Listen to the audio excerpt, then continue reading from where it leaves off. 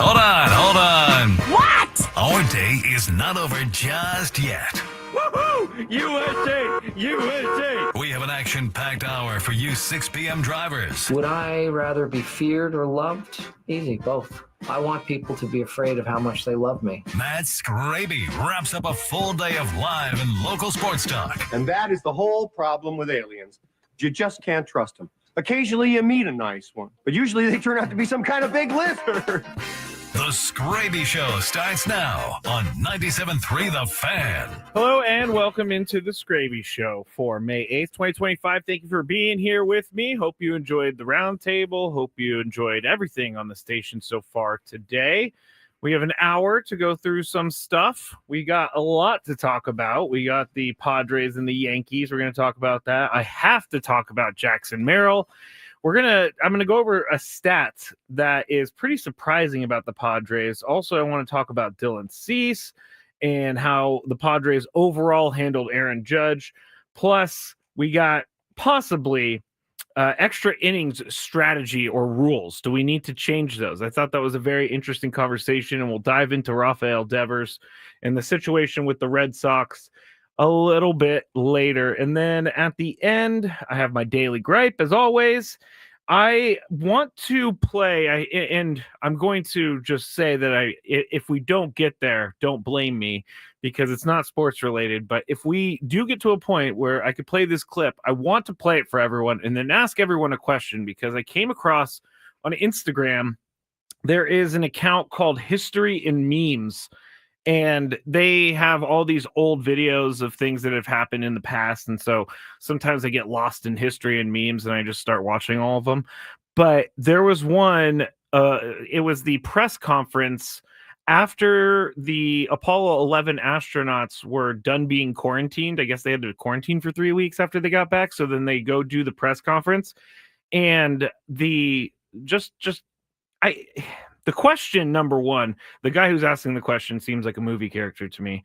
But I want to ask everyone something about that at the end of the show, if we get to it, because we got a lot of really good stuff going on today with the show. Obviously, haven't had a Skraby Show in a while, so thank you to everybody who stuck with me and stuck with the Skraby Show. I showed my picture of me after I dove into a pool intoxicated last week, and I gotta say the feedback was so much nicer than I could have ever really imagined, because those stories for me are not stories that are fun to tell because they're embarrassing moments. And so over the years I've kind of gotten over that a little bit of telling the stories and kind of putting myself out there. But the response to it was really awesome. And I appreciate everybody who reached out and said something nice, because I even had someone reach out to me, a fellow AA guy who saw the video.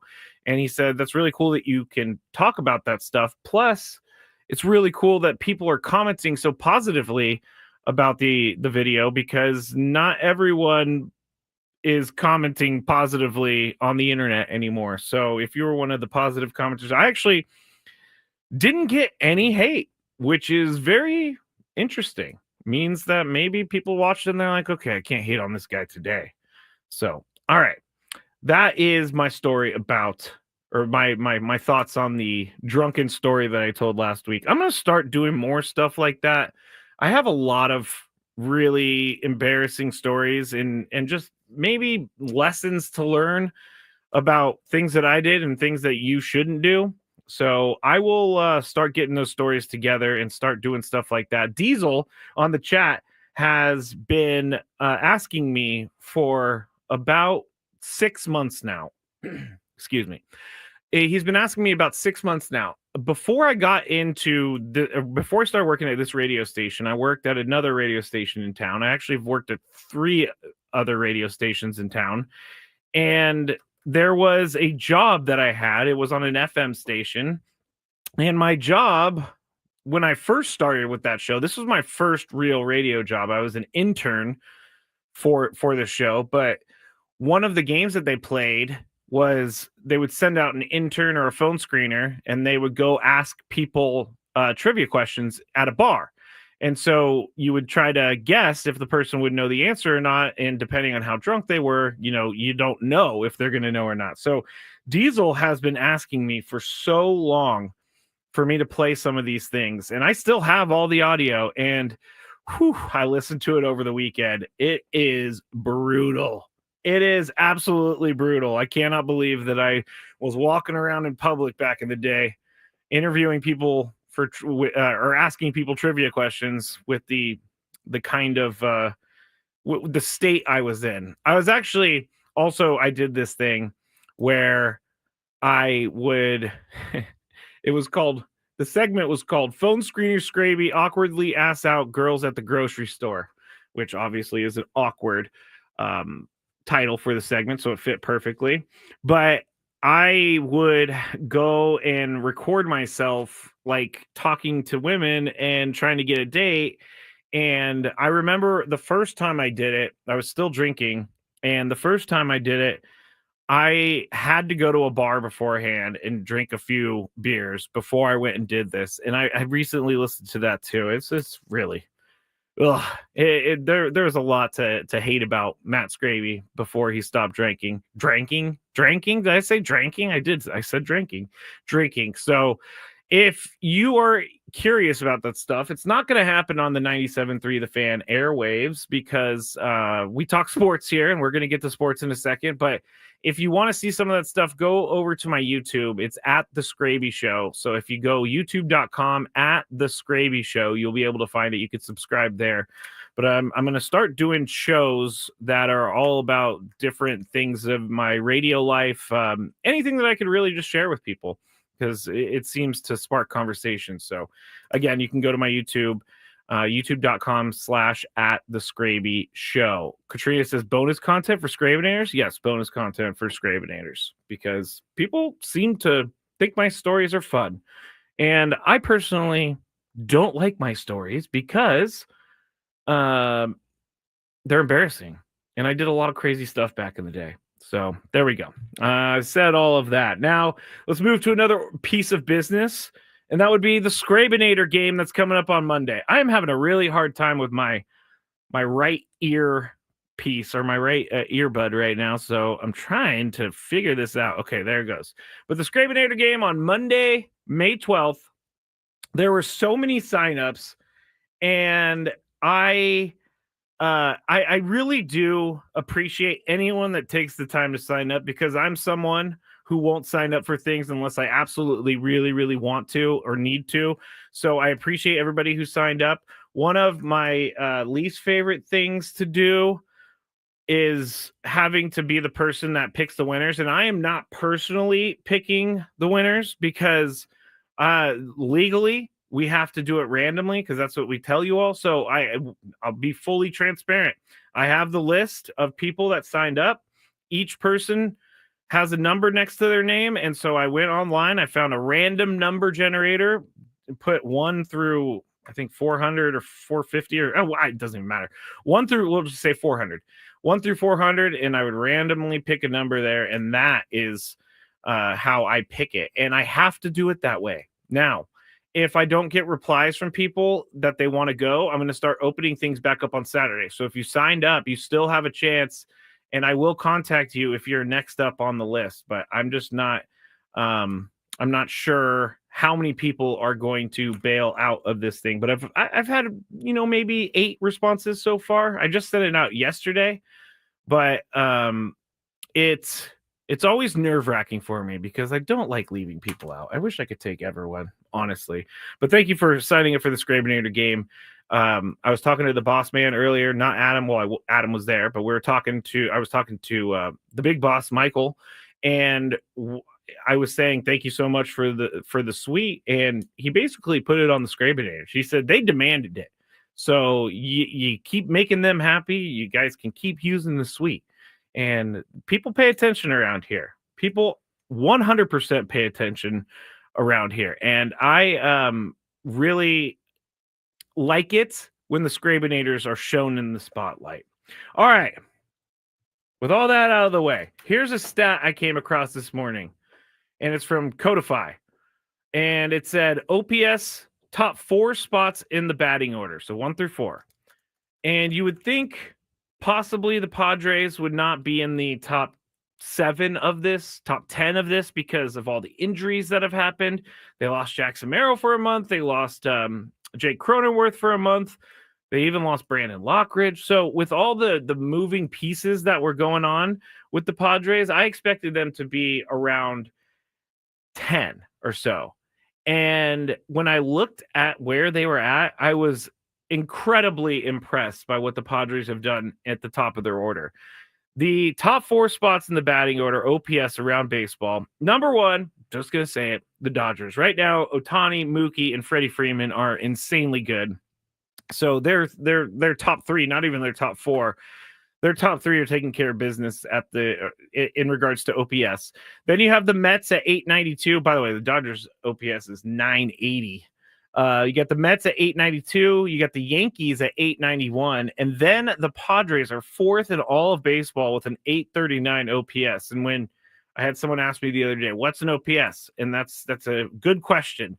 OPS is on base plus slugging. So you get your on base percentage and you add it to your slugging percentage, and that's your OPS. And if you're a very, very, very good player, you have like a 900 to over a 1,000 OPS, maybe even 850.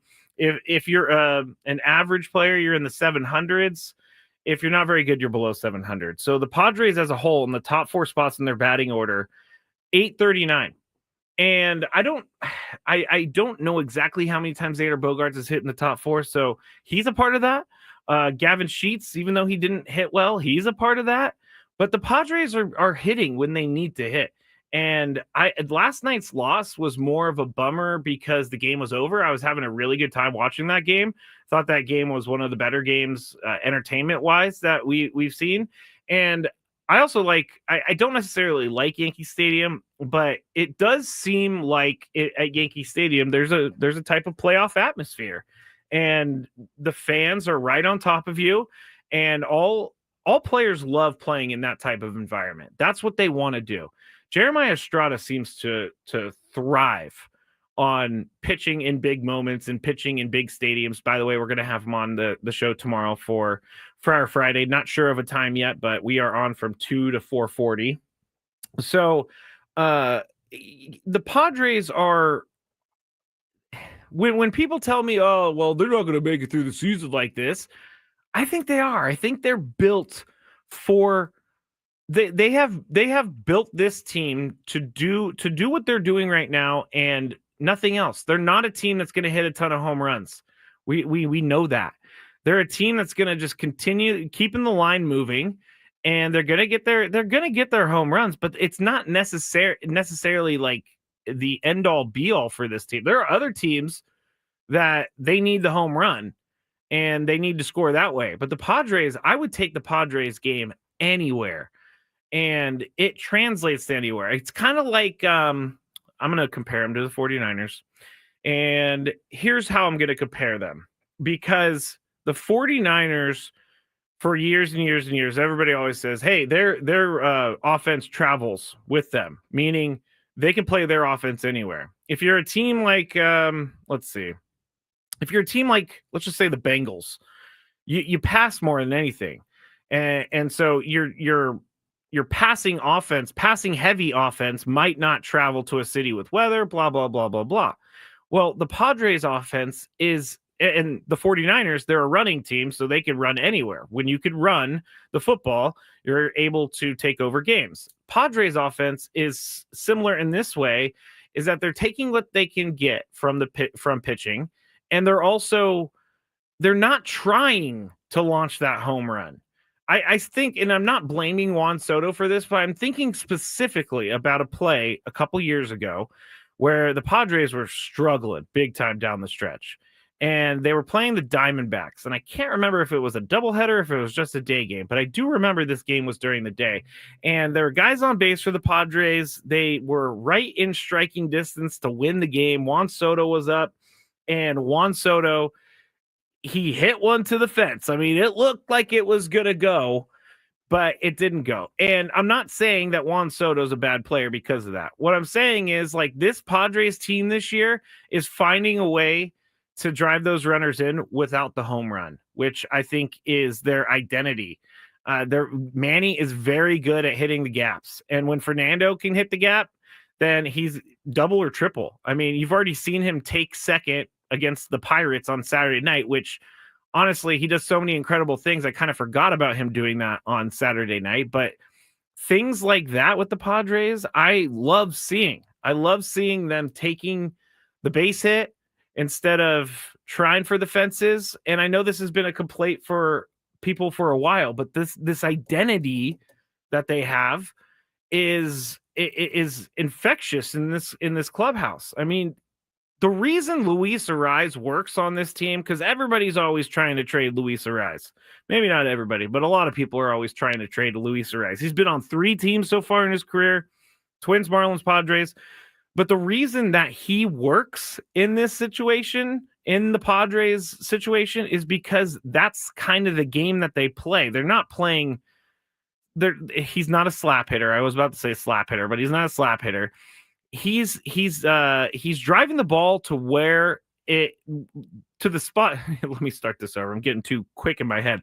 He's driving the ball to the spot that is open instead of just trying to swing out of his shoes. And the rest of the team rallies around him and they do the same thing. So this is the identity. You get a guy who hits one in the gap. Say Manny hits one in the gap, or Fernando hits one in the gap. There you go. He's on second.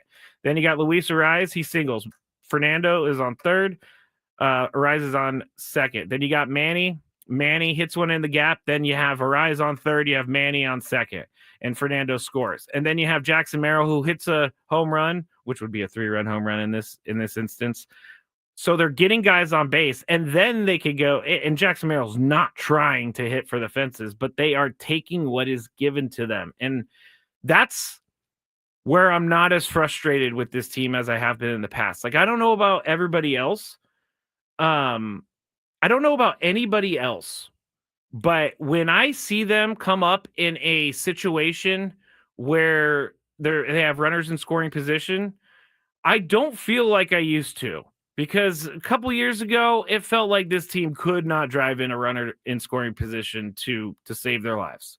But now, I know that their approach and their identity is going to make for a possibility for them to drive some runs in. And they're not going to do it every time.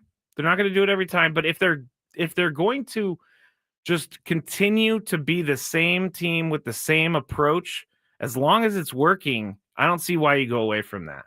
I don't see why you don't really I don't see why you would change things that are working. So I really appreciate the culture that Mike Schilt has put in to the Padres organization. And I'm not trying to knock any of those other managers that came here before Mike Schilt, but Mike Schilt clearly knows how to manage a team. And I'm not talking just baseball. I'm talking about personalities. I'm talking about everything, all encompassing. Mike Schilt knows how to get the best out of his players. Mike Schilt knows when he probably needs to go easy on a player.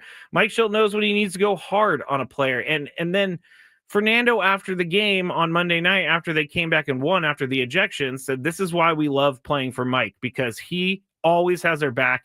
It does not matter what's going on in the field. He's going to be there for us." So Mike Schilt has complete control over this team, and the team is responding. So as long as the team is responding, as long as their approach is working, I want to see it happening more. I want to see it continue to happen until they need to make a couple adjustments. So the identity is my main theme here for the first segment. The identity is huge for the Padres, and they haven't had an identity until maybe even the second half of last year.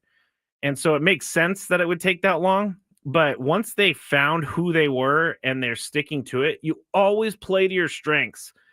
You don't try to fix weaknesses. You go for your strength. I mean, you do try to fix weaknesses, but if you're stronger in something else, go with that. And that's what they're doing.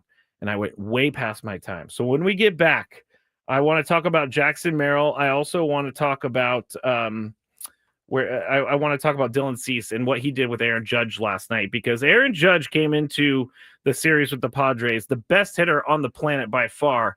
and he leaves the series with the Padres as a guy who went 1 for 10. So we'll talk about that when we get back on the Skraby Show on 97.3 The Fan. Jack here. My latest country hit drops now. With that Nashville hot sweet heat on my crispy 100% all-white meat popcorn chicken combos starting at $5.99. Put that on repeat. Get so much more. Plus tax, limited time only. Price and participation may vary. Welcome to Jack in the Box. Hey, what's up, guys? It's Brayden Soprano. The NBA playoffs are here, and while they're scoring buckets, you could be scoring cash on Underdog. Underdog is one of the leading sports apps you can play right now in your state. Millions of fans have already won billions on Underdog. So what are you waiting for? Playing is super simple. Just download the app, pick whether a player goes higher or lower on stats like points, assists, rebounds, and more. Once your picks feel good, you can play for as little as $1, and if you get them all right, you can win up to 1,000 times your money. This week, looking at playoff hoops, I'm looking for a player to go higher on three-pointers and other players to go lower on rebounds. It's easy, fun, adds so much more juice to the game. Download the Underdog app and sign up with promo code Braden to unlock a special offer up to $1,000 in bonus cash when you make your first deposit. That's promo code Braden. Must be 18 years or older, 19 years old in Alabama and Nebraska, 19 years or older in Colorado for some games, 21 and older in Massachusetts and Arizona, and present in the state where Underdog Fantasy operates. Terms apply. Concern with your play? Call 1-800-GAMBLER or visit ncpgambling.org. In Arizona, call 1-800-NEXT-STEP or text NEXT-STEP to 53342. In New York, call 1-877-8-HOPE-NY or text HOPE-NY. Something new is happening at Cox. Now the price of your Cox internet and mobile plan won't go up for 3 years, and Wi-Fi equipment is included. So no frustrating price changes, just a lot more of what you want, like a pizza with extra pineapple. Yikes. Okay, let's stick with something everyone wants. No price changes on your plan, guaranteed.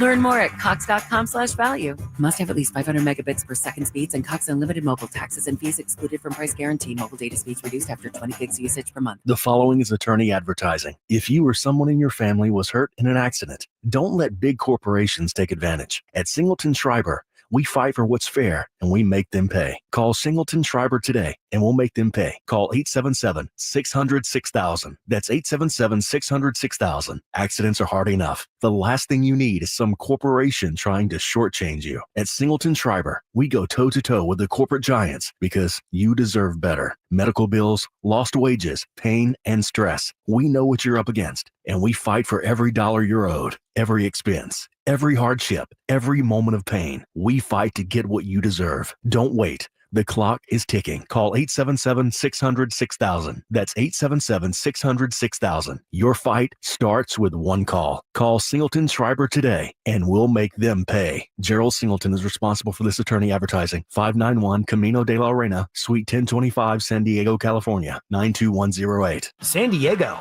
before you cruise out this Memorial Day, stop by Valvoline Instant Oil Change. No appointment needed. Just 15 minutes and you're road trip ready. Valvoline Instant Oil Change. Experts you can trust. Visit SoCalOilChange.com for coupons. Some people just know they could save hundreds on car insurance by checking Allstate first. Like, you know, to check you have your phone first, before the cab pulls away. Hey, thanks, man. No, wait, my phone, come back. It's my boarding pass, credit cards, phone numbers, my life, come back. Check it.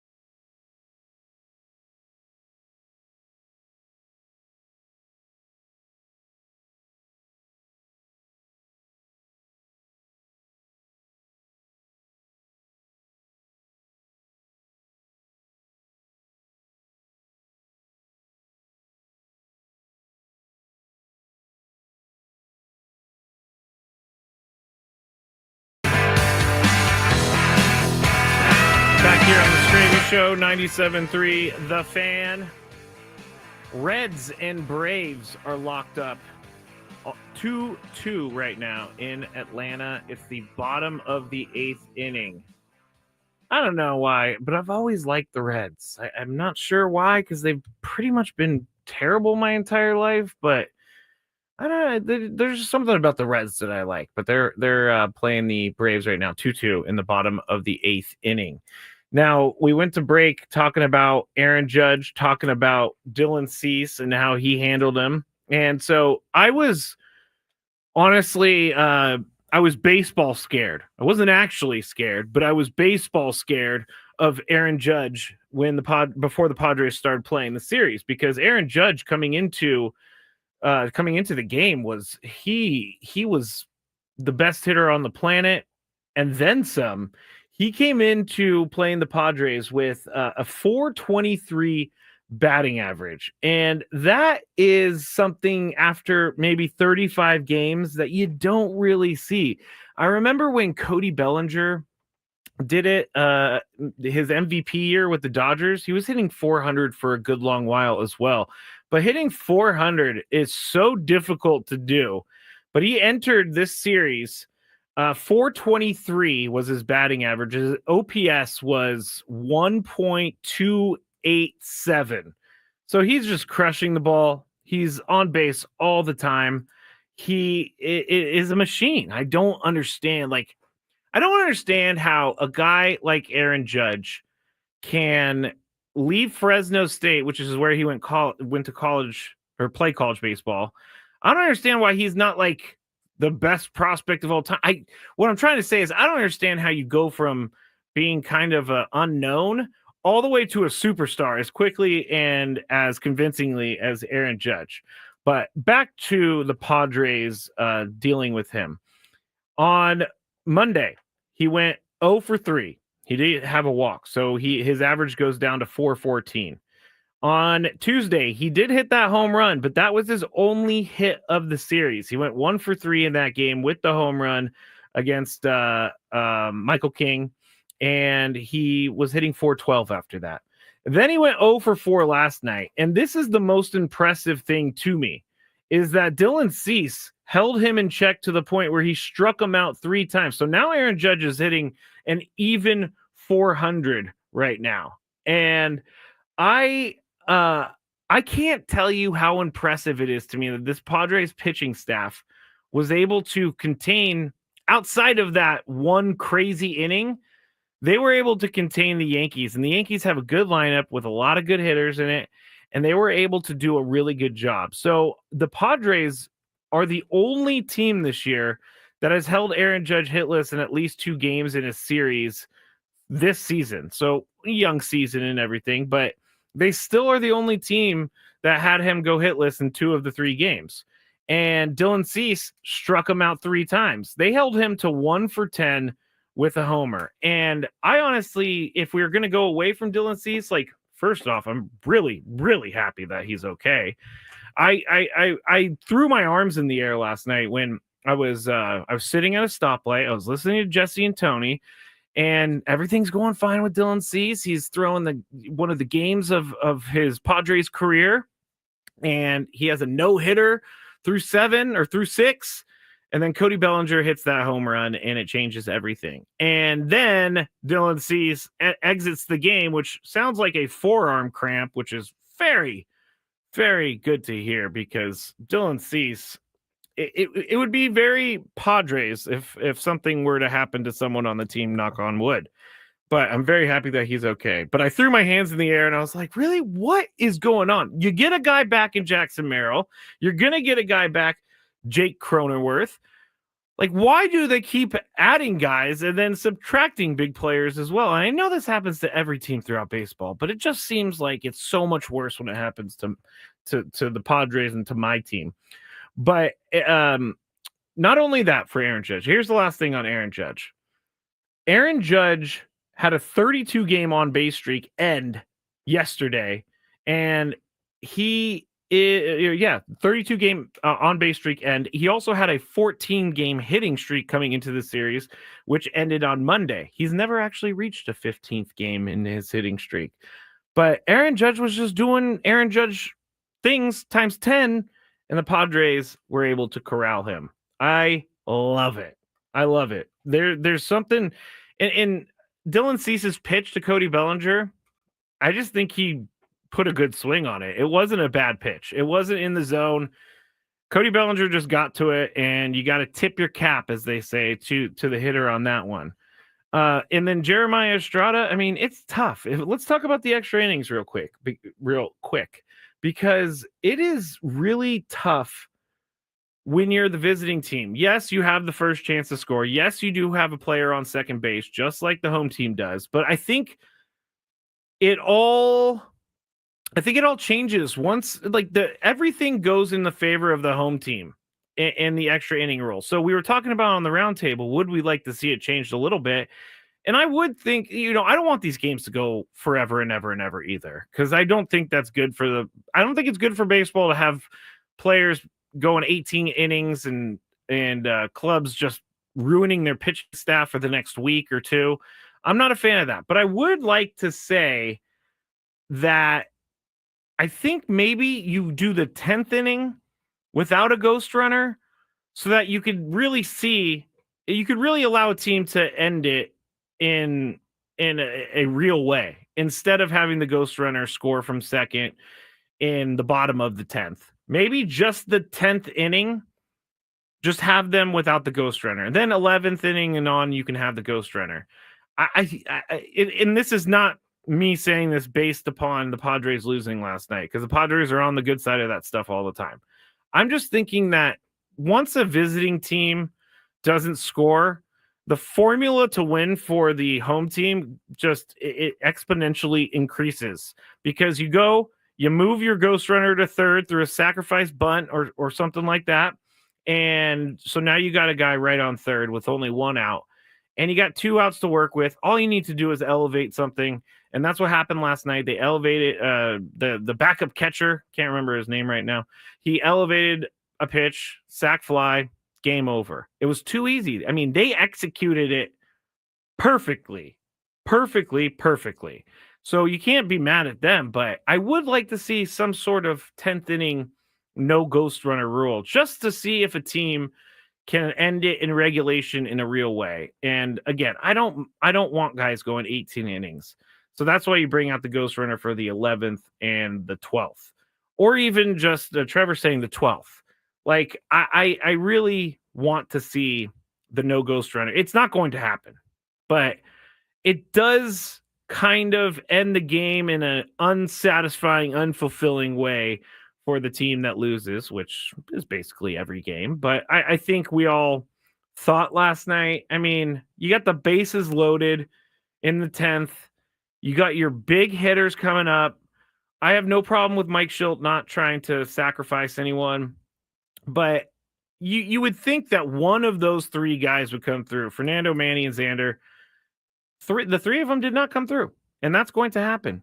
And one thing that I keep saying in my head is that baseball is a game of failure, and even if you're successful 30% of the time, you're one of the best hitters in baseball history for like a career. So 70% of the time you're going to fail. I know I think this has been said on the station a couple times today, but it's been stuck with me. So I think you put them in that situation again, you put them bases loaded, have those three guys go up again.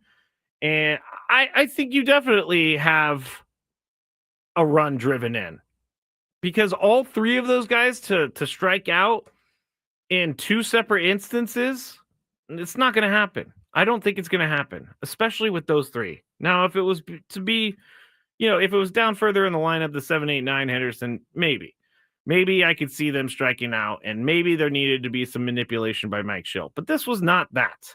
And if you do it two separate instances, I think you get you score a run on one of those instances. Last night, it didn't happen. Jeremy said, it's not fair when you're a visiting team. The home team has the better luck in extra innings. I really I agree with that. I don't like the it's not fair, even though I say that. I don't like the it's not fair because every home team has the same thing. So when the Padres come home, they have an extra inning game, it's going to be in their favor. But the visiting team definitely is at a disadvantage. Trevor says Braden came up with a point system, 2 for a win, 1 for a tie in the ninth. No. I am not for a point system in baseball. We need wins and losses. No point system. I'm already having trouble figuring out the SDFC point system. I do not want a point system because then we're just, do wins matter? Do losses matter? Now we got ninth inning points. Now we got extra inning points. It's not a bad idea, but I don't think baseball needs a point system. I am not a fan of the point system. And this is not a shot at Braden. I'm just not a fan of the point system. Baseball is wins and losses. To me, at least. There's no ties in baseball. There's no points in baseball. So there's my little rant about that. When we get back, man, I am just going through everything so slow. I'm not getting to anything. When we get back, we're going to talk about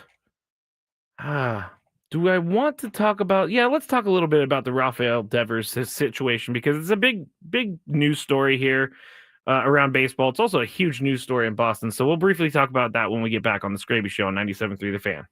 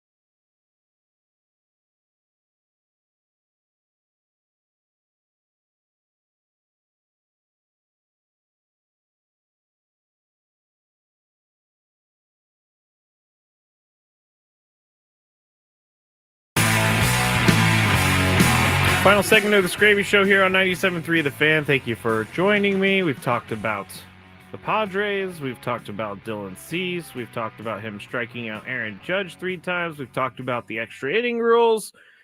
We've talked about a lot so far today, but I wanted, before the end of the show, I wanted to get into this Rafael Devers situation. And by the way, I just looked up what he did in today's game, and he hit a home run.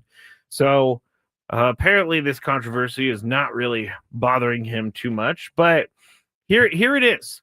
So at the beginning of the year, when the Red Sox signed Alex Bregman in free agency, they basically said, we are signing him to be our third baseman. And Rafael Devers is the third baseman. So he was kind of upset about that. And they said he wanted to DH only. And they wanted to put Alex Bregman at third, which he is the better defender. And I don't think that anyone can really argue that, even Devers himself. So they go into the season, and he struggled to begin the year after his quote-unquote, he probably feels it's a demotion, but I don't think it's a demotion. But he was not happy with that. And so then he kind of got used to it. He started hitting, everything was good. Now, Tristan Casas, Red Sox first baseman, tore his patella tendon the other day, which is terrible. I can't even imagine. But he tore his patella tendon, and he is their first baseman, and he's going to be out for the rest of the year. So they have to find someone to play first base every day. They have to find someone who can play first base majority of the time. Well, they have a guy in AAA right now. He's the number one prospect in baseball. His name's Roman Anthony, and he's an outfielder. And so the GM, Breslow, wants to bring up Roman Anthony to be on the team because he's tearing up AAA right now, and they need someone like him. So they want to bring up their number one prospect. Problem is, he is an outfielder, and he's not a first baseman. So they don't want to play the younger player, Roman Anthony. They don't want to just have him learn a new position on the fly at the major league level. So they went up to Rafael Devers, and they said, or they I don't even know if they asked or if they told him, hey, we want you to play some first base, which is a position that he's never played. And he was not very happy about this turn of events. And people have many opinions about him. But he said in a quote that they came up to him and they were trying to kind of smooth it over. I don't know how it went or anything like that, but today has not been the day for me to find things. I had it in the break. Here it is. Rafael Devers, quote, I know I'm a ball player, but at the same time, they can't expect me to play every single position out there. In spring training, they talked to me and basically told me to put away my glove, that I wasn't going to play any other position but DH. So right now, I just feel like it's not an appropriate decision by them to ask me to play another position. And the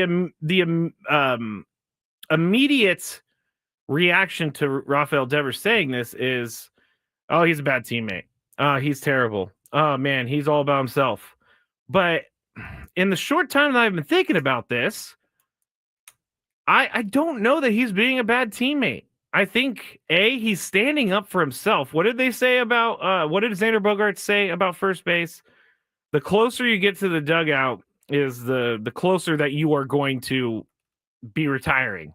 And Rafael Devers probably does not want to go to first base, look like an idiot, and then, I don't know, struggle at the plate. I don't blame Rafael Devers for not wanting to do this. I don't think it's as easy as going up to him and saying, hey, we need you to learn a completely new position during the season, and you're not going to really have any help. You're going to have to learn on the fly. I don't blame Rafael Devers for saying no to this. Now, does part of me think he should say yes because that's a team thing? Yeah, part of me does think that. If they came to me here at the radio station and they say we had a news talk station and they said, we need to go move you to news talk, I wouldn't say no, but at the same time, I'd be like, news talk is not my thing. I've never been a host of a news talk show. I've produced a news talk show, but I've never been a host of a news talk show. But then they come back and say, but we really need you. You need to be in there. Okay, I will go and take this on. Baseball, radio, two different things. But Rafael Devers, he was told before the season, don't worry about defense. And his defense is not great to begin with. So I don't even know why they're thinking about putting Rafael Devers at first, out other than necessity, which is what they're doing this for. But I don't see him as a bad teammate because of this. Elisa just asked what his contract situation is with the Red Sox, and I am going to go and find that really quick because he does make a lot of money.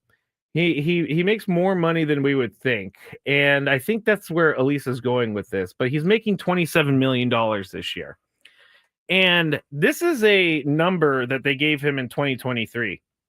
So he signed a 10-year, $313.5 million contract with the Red Sox in 2023. It goes all the way until 2033, and he's going to be getting paid like $28.5 million a year.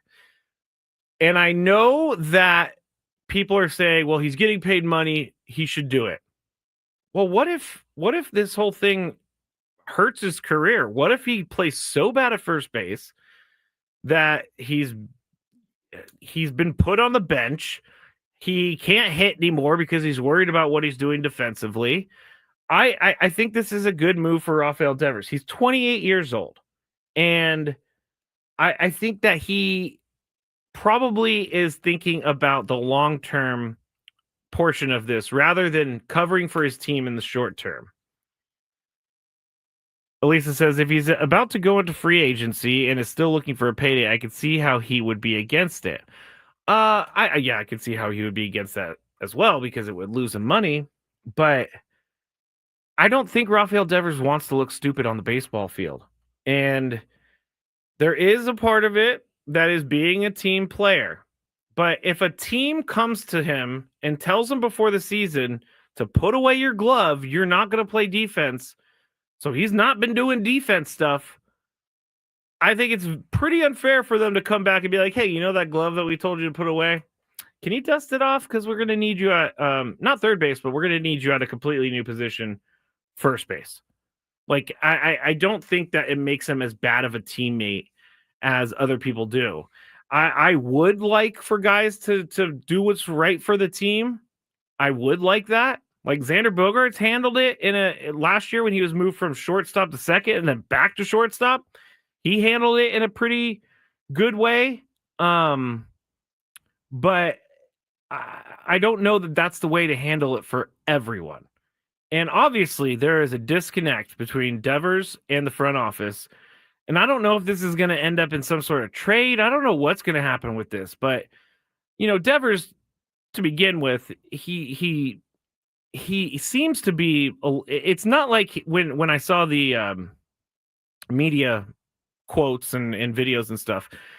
He does it in Spanish, so it's not like he's acting mean or mad or anything like that. So I think we have to take that into account too, because it's hard to put context into me reading a quote. But I really don't think he's as bad as everybody's making him out to be.